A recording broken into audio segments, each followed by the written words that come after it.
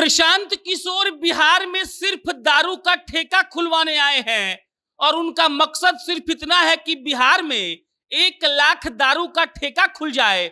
और बिहार में अगर 1 लाख दारू का ठेका खुल जाएगा तो किसी को भी रोजगार मांगने की जरूरत नहीं पड़ेगी और कोई भी आदमी बिहार से बाहर रोजगार करने के लिए नहीं जाएगा।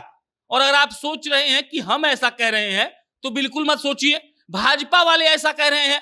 संजय जायसवाल जो सांसद महोदय हैं, पूर्व में भाजपा के प्रदेश अध्यक्ष रह चुके हैं, उन्होंने एक फेसबुक पोस्ट किया है महज 40 मिनट पहले।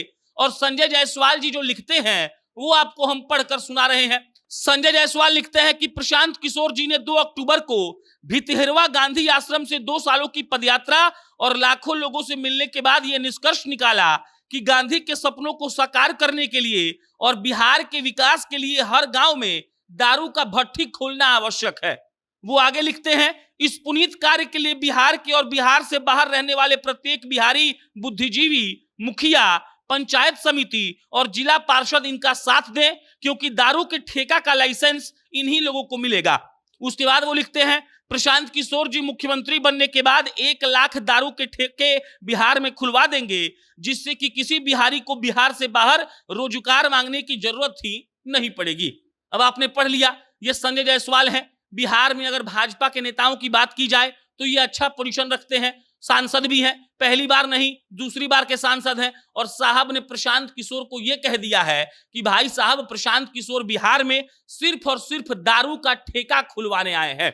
आप सब जानते हैं कि संजय जायसवाल ऐसा क्यों कह रहे हैं। वो ऐसा इसीलिए कह रहे हैं क्योंकि प्रशांत किशोर पहले ये कह रहे थे कि हम सरकार में आएंगे तो 24 घंटा के अंदर हम दारूबंदी हटा देंगे। उसके बाद प्रशांत किशोर ने कहा कि सरकार में आएंगे तो 1 घंटा में हटा देंगे।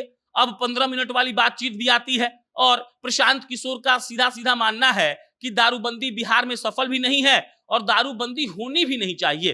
प्रशांत किशोर ने यह भी कहा था कि दारूबंदी अगर हम हटाएंगे तो जो दारू से सरकार को राजस्व आएगा उसको हम बिहार के एजुकेशन में इन्वेस्ट करेंगे। और ये तमाम बातें अलग अलग पार्टियों को नागवार गुजरी और अलग अलग पार्टियों ने अलग अलग हिसाब लगाकर इन लोगों को विरोध करना शुरू किया है। और अब भाजपा के नेता ने ऐसा कहा है कि प्रशांत किशोर का इकलौता मकसद सिर्फ इतना है कि वो बिहार में दारू चालू करवाना चाहते हैं और उनका मकसद है कि बिहार में 1 लाख दारू का भट्ठी खुल जाए। और उन्होंने ऐसा गजब का तंज किया है कि प्रशांत किशोर और उनकी टीम वाले जब सुनेंगे तो उनको भी थोड़ा बहुत धक्का तो लग ही जाएगा। संजय जायसवाल ने अपने पोस्ट में यह भी मेंशन किया है कि जब बिहार में 1 लाख दारू का भट्ठी खुल जाएगा तब सबको स्वतः रोजगार मिल जाएगा और किसी को भी बाहर रोजगार करने की जरूरत पड़ेगी ही नहीं। अब आप समझ लीजिए, अब देखिए 2025 का चुनाव नजदीक है। फिलहाल तो 13 नवंबर को 4 सीटों पर उपचुनाव होने वाला है और इसी को लेकर सब लोग तैयारी में है।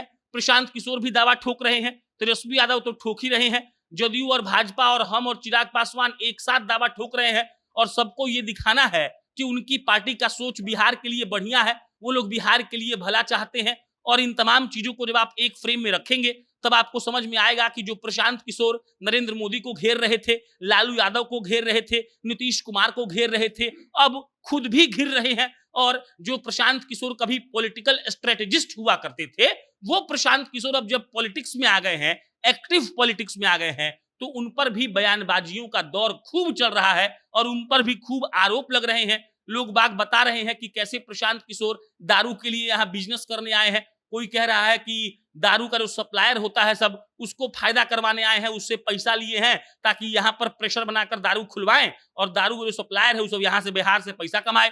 अब संजय जायसवाल ने खुलकर कह दिया है कि देखिए, प्रशांत किशोर गांधी जी के घर से, गांधी जी जहां से आए थे बिहार में, वहां से आकर यात्रा शुरू करते हैं और अंततः प्रशांत किशोर को सिर्फ इतना समझ में आता है कि बिहार में दारू चालू करवा दीजिएगा तो सब कुछ ठीक हो जाएगा। बाकी इस पर आपका क्या विचार है कमेंट बॉक्स में बताइएगा। मेरा नाम प्रशांत है। बहुत बहुत धन्यवाद।